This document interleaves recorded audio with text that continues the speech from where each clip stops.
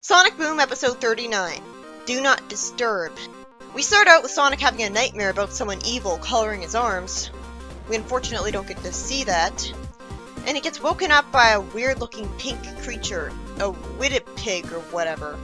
At least this helps develop the world more.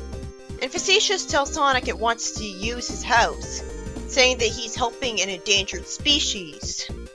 And out of nowhere, Amy's vice president of the Endangered Species Council and betrays Sonic by forcing him out of his house. What a diabolus ex machina. The writers will shove her into any new role they can think of. At least she's an animal lover here, but how did she have the time for being on this council for so long and being a freedom fighter?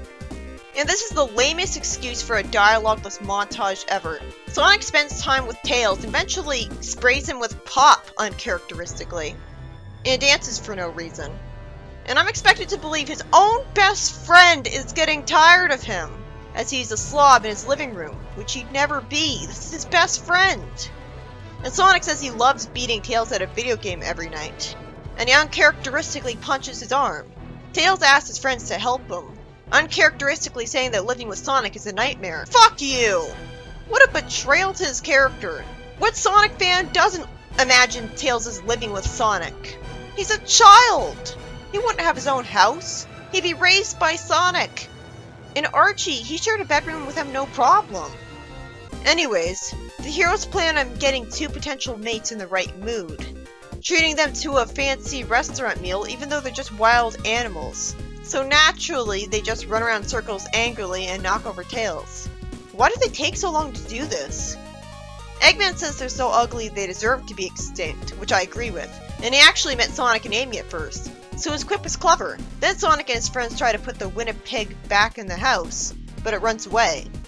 Tails then yells at Sonic for trashing his place, and out of nowhere, instead of being hurt, Sonic uncharacteristically screams at Tails being a neat freak. With all the reasons they could come up with, that's the one they went with?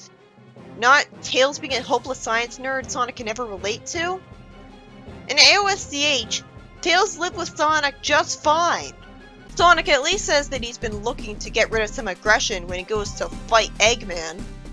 And Facetious is at least brave when he tries to protect the Winnipeg from Eggman, even if that's forced. There's no way in hell Eggman would just immediately shoot at Facetious and the endangered pig. Hello? He's supposed to be the bad guy. Instead, he wastes a whole bunch of time padding out the episode with him and Sonic glaring at each other. And the pig goes in front of him again. And I love that Eggman said, "Why are you even trying to protect this thing? It wants to be destroyed. It keeps wandering in front of lasers." He also insults bureaucracy after Facetious wants to make this a protected area. Why are there bureaucracy jokes in Sonic? Tails says his attraction potion or whatever worked too well, because we get a stampede of endangered pigs. And somehow they manage to hit away Eggman's Eggmobile. This is why he should be flying higher up. Wouldn't it have taken just a second for him to think to fly higher up? Sonic saves some civilians, and Knuckles digs up from under the ground and uses the earth to divert the stampede away from Lady Walrus, unfortunately. Wait, how did he get the dirt he just dug up so hard that it worked as a wall? He really is an earthbender. And Styx pulls a stupid woman into a tree to save her. I hate the noises these things make. Well, I guess we're not really expected to side with the endangered species because it booted Sonic out of his house. I was wondering why the species was still considered endangered with all of these animals. And then Facetious expects me to believe that if the species consists of more than 15 members, it's a get out of jail free card for the Sonic situation, when I don't think that's how endangered species classification works. I would have rather seen all of these things destroyed to give Sonic catharsis and to give Eggman a competent villain moment as a badass. Styx spends time moving on the ground sniffing, and Tails uncharacteristically says Sonic's driving him bonkers because he can't smell anymore. They find the last pig, and Tails uncharacteristically says he's not gonna help even though he wants to get rid of Sonic because it's smelly, and says, "Figure it out yourself. I'm done doing your dirty work." Oh god, I really wish he would get what he deserves. Sonic should have said worse to this cunt than donut hole. Tails just says it back to him, and uncharacteristically the two randomly start laughing and hug. And Sonic uncharacteristically says that the hug is too long and it's getting weird, even though I'd expect Sonic to humor Tails on this. This was so forced. I was looking forward to them actually fighting at this point to get it all out of their system. This is an action series! If they're gonna make Tails an asshole to Sonic for no reason, they could at least go all the way with it. So long story short, Sonic runs away from the pigs carrying Tails and leads them to the first pig, and one of them finds a mate. Sonic wants the pigs hauled off to a nature preserve.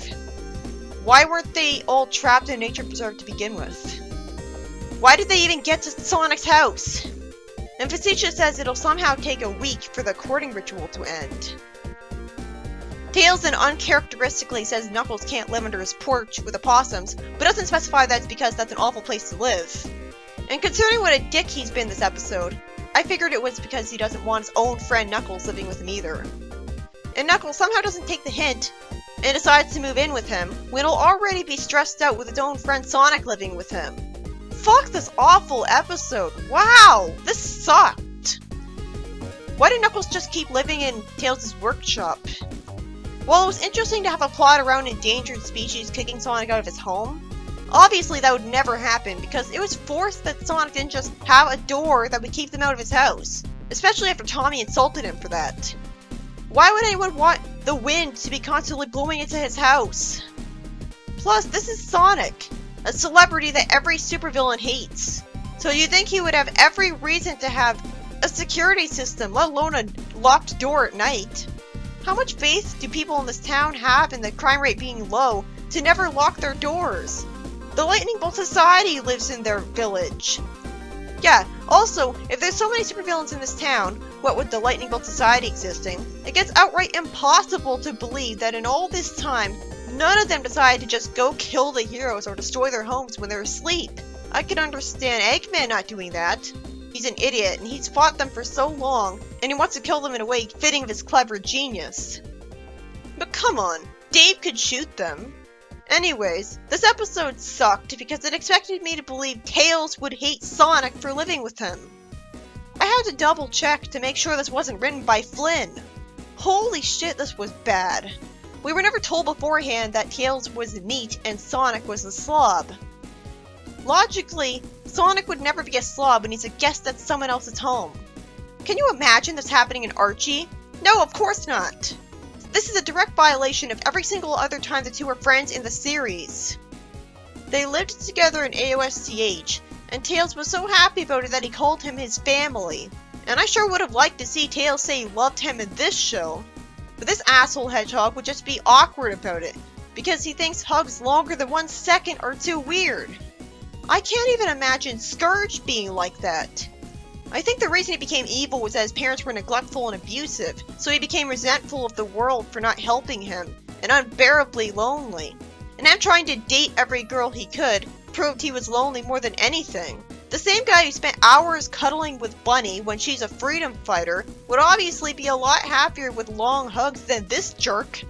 That's basically what a cuddle is. Since when was it ever specified how neat Tails and Sonic were? Even then, that shouldn't matter. Sonic would be way more respectful to him than that. Archie proved it. Hell, I bet even the reboot proved it. What the hell were they thinking? I always imagined that Sonic and Tails lived together by default. Ever since I read fanfiction as a teenager, and every single one involving them had that be the case. What kind of child would have a house to himself? Logically, the worst that would happen if they just started living together would be that Tails would be insisting on spending most of his time engineering as usual, so Sonic would be lonely and resent his engineering. They wouldn't even be interacting most of the time. This was all they could think of because this was the only reason they'd ever fight. Speaking of fighting, Tails being an asshole brat to Sonic would have at least had a satisfying payoff if they got into a fight to get things out of their system. Even Archie did this better. They had a good reason to feud with each other, and had a fight lasting a whole issue. Tails had blown up at Sonic multiple times, and Sonic inexplicably yelled at him for being a neat freak when there's no actual reason to be mad at someone for that, and we never saw him bothered by him in the house before. Suddenly their resentment just disappears? Logically, this would just be them bottling things up and postponing it. They didn't even hug long enough for it to be heartwarming. I don't buy the logic that the best of friends would be not the best of roommates. The same guy who willingly carries Tails and lets him jump into his arms multiple times without a word of complaint gets awkward if he hugs him too long. And somehow, Tails isn't even cathartically mad at him for it. What was the writer thinking? How is this endearing? This stupid feud between them completely overshadows the plot it's based on. I would have preferred if Amy was the one in Sonic's place. Then boom, Amy could get taken down a peg for a change because Tails would get tired of her bossing him around, and the show would call her out on her flaws because he'd be sick of her. I'd even prefer if Styx was the one living with Tails. Wow, this episode got my blood boiling. It's bad enough that the episode's forgettable excuse for an action scene, which is supposed to be the whole payoff of an episode, left no impact at all. Although it was at least interesting that Knuckles brought the Earth upwards to save some civilians from a pig stampede. He's almost an Earthbender. Why the hell couldn't he have been an Earthbender outright? That'd have been cool and tried to make up for his personality change. Him throwing rocks from the ground at people. The point is, Tails is really not meant to be a jerk to Sonic. Because he's a child and he's called sweet in his personality profile, it just looks ungrateful of him to treat his legal guardian that way. Of course he'd have a legal guardian, he's a kid! Sonic's the main character! Although Sonic's in the wrong for being a slob, but that's vastly overshadowed by how unsympathetic Tails was being regardless.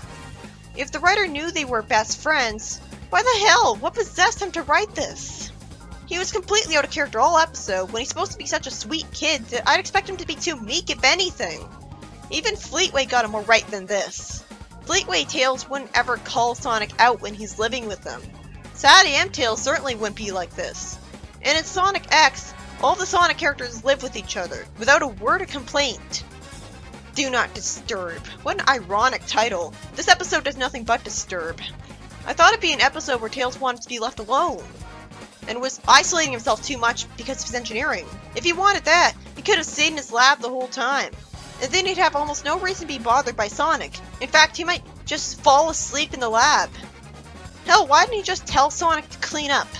He'd clean up at super speed for him, and thus he'd have no reason to be mad at him for being a slob, when it'd only be a problem for 2 seconds. Speaking of slob and roommates, they did this exact same plot in Sad AM with Sonic and Antoine. Antoine was driven crazy because Sonic was a slob.